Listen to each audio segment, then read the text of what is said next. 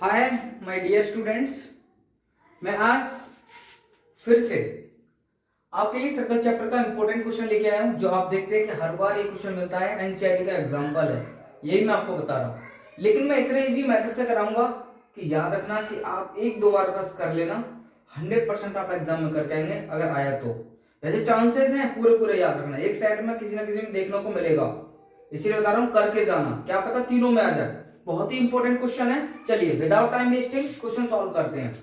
Okay, yes, बहुत easy method से कराऊंगा, इजी मेथड से याद रखना। Two tangent TP and TQ, two tangent TP and TQ are drawn to a circle, okay, with centre O, okay, from an action point T, T से prove that P T Q is equal to twice O P Q, O P Q, ये वाला और ये वाला, मतलब ये जो angle है इसका डबल है, ये हमें प्रूव करना है। तो देखिए मैं बहुत ही इजी मेथड से तुम्हें कराऊंगा, आप सोच नहीं सकते। देखिए इसको हम क्या करेंगे, ज्वाइन कर देंगे, ये ज्वाइन कर दिया। अब आपको रिलेशन पता है इसका, इससे सीधा रिलेशन पता है कि इन दोनों का प्लस कितना होता है, 180 डिग्री। आप पता है सबको इन दोनों का प्लस कितना होता है, 180 डिग्री। ओके, अब मैं इन दोनों का प्लस तो रिलेशन दिखा दिया, अब मुझे इसमें जाना है भाई, मुझे इसका रिलेशन इससे दिखाना है। अब मैंने इसका सम 180 डिग्री, तो इसमें तो इस ट्राइंगल के अंदर तो चला गया मैं, क्योंकि ओ आ गया। अब मुझे ऐसा करना है कि टी का पी से रिलेशन बन जाए सीधा। तो देखिए अब मैंने ये तो दिखा दिया कि इनका सम 180 डिग्री है। अब मुझे पता है कि इस ट्राइंगल में ये इसके इक्वल है। क्यों? Radius of a circle, circle की जितनी भी रेडियस होती हैं एक सेम सर्कल की सब आपस में इक्वल होती हैं। तो ये इसके equal, radius of a circle, जब ये रेडियस इसके इक्वल है तो अभी मैंने आपको बताया था किसी भी ट्राइंगल में अपोजिट साइड इक्वल हो तो उनके अपोजिट एंगल्स क्या हो जाते हैं, इक्वल हो जाते हैं। मान लिया अगर ये साइड इसके इक्वल है, अगर ये x डिग्री का है तो ये भी क्या होगा, x डिग्री होगा। ओके, चलिए तो अब कितना आसान हो गया, देखो इन तीनों का भी रिलेशन मिल गया और इसका भी इससे रिलेशन मिल गया, हो गया question.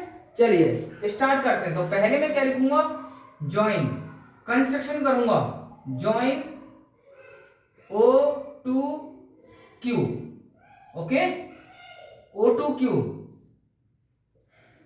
O to Q, Q को ज्वाइन कर दिया, ओ से लेके क्यू तक को ज्वाइन कर दिया मैंने। अब मैं क्या लिखूंगा, बी हैव, क्या हमको पता है, क्या पता है कि इसका और इसका प्लस 180 डिग्री होता है। तो बहुत आसान है, angle T plus angle O is equal to 180 degree. मैं लिख दिया बी है ना, इसका पता है, इसका सम 180 डिग्री होता है। क्यों भाई, ये पॉइंट ऑफ पॉइंट है 90, ये 90, तो bye angle sum proper quadrilateral से फोर एंगल का सम 360 डिग्री होता है। ये 90, ये 90, इन दोनों का प्लस 180 हो जाएगा। अब ये 180 360 से माइनस हो जाएगा, इन दोनों का प्लस 180 बचेगा। चलिए ये भी हमने प्रूव कर दिया, थ्योरम है ये। तो angle T plus angle O is equal to 180 degree, इन दोनों का प्लस इक्वल टू 180 डिग्री। चलिए अब ये आ गया, इसको फर्स्ट मान लिया।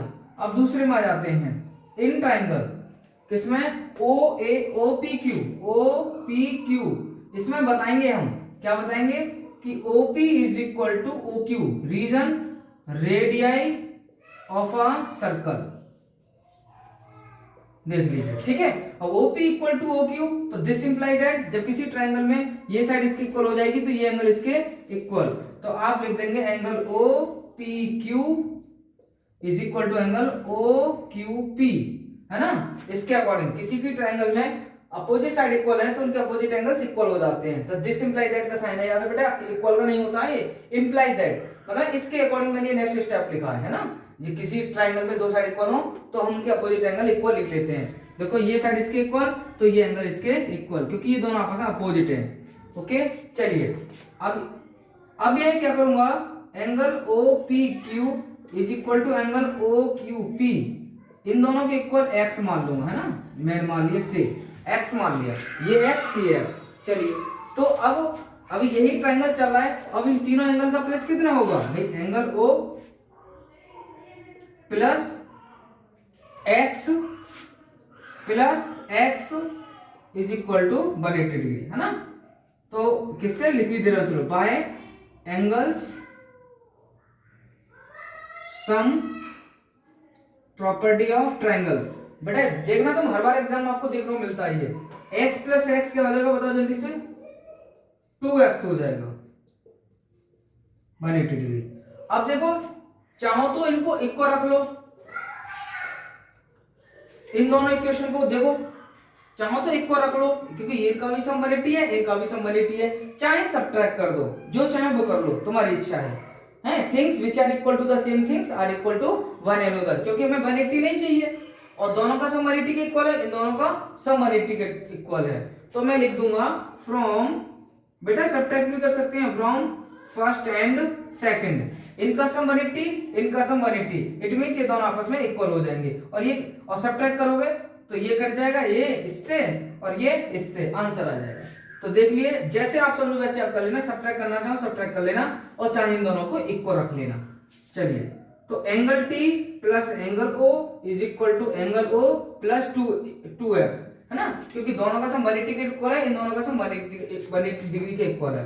प्लस का एंगल O दोनों तरफ है 0 हो जाएगा, और angle T is equal to 2x, और एंगल T को मैं क्या लिखूंगा, जो इसमें लिखा हो वो लिख दो, PTQ, angle PTQ 2 into x को मैं क्या लिखूंगा, x के तो ये दोनों इक्वल है, जो मुझे जरूरत है वो लिख दो OPQ, तो OPQ लिख दूंगा, OPQ x के इक्वल है, तो इस x की जगह एंगल OPQ आपको लिख दूंगा।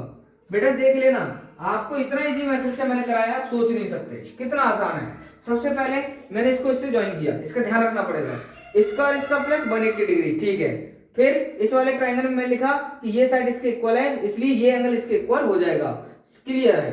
फिर इन तीनों का plus equal to 180 degree, x plus x add हो गए 2x, अब इन दोनों का प्लस 180, इन दोनों का प्लस 180, चाहो तो सब्ट्रैक्ट कर दो दोनों इक्वेशन को, जैसे हम एलिमिनेशन मेथड में करते हैं, है ना, और चाहो तो इन दोनों को इक्वल रख लो। क्यों रख लो, क्योंकि दोनों की वैल्यू 180 है, ए से ओ कट गया, t आ गया, 2x बचा, t को पूरा लिख लो एंगल जो लिखा हुआ है उसमें प्रूविंग में, और x की जगह OPQ रख दो, है ना, हमारा प्रूव हो गया, ये हमारा आंसर है। बहुत शॉर्ट मेथड से मैंने आपको कराया, याद रखना, ओके, कर लीजिए।